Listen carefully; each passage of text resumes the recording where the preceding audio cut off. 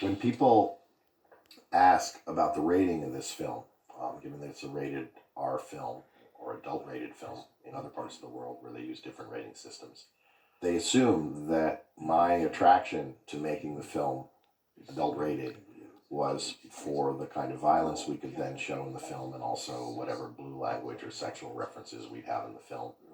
And in many ways, all those things were attractive. I think many fans were dying to see a Wolverine movie where his rage, berserker rage, and the power and destruction that his claws can cause to human flesh could be made more visible on the screen. But my biggest attraction to an adult rating on the film, and getting the studio to agree to it from the beginning, was a little more complicated than that. When a film is rated R, or adult rated around the world, it means that the studio is not going to market the film to children any longer. No Happy Meals, no tie-ins with toy companies, and the obvious recommendation that this is a film not for young kids.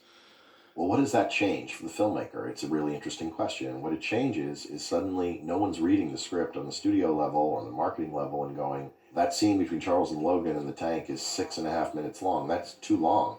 No kid is going to sit through that. Or no one's going, can Logan have a funny little robot friend or a funny little critter or someone that could be living with him in the desert that we could keep the kids excited by watching? Or I think it's a little much talking about these themes of death and drug addiction and hopelessness and a sick dad with a degenerative brain disease. Is a little much for kids.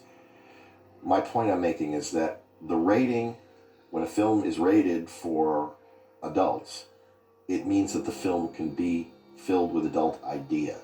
Not just graphic stuff, but actually the ideas of the film are allowed to be more sophisticated because you're no longer having to pace up the movie, edit it faster, make it more charming or colorful for a 9-year-old's attention span.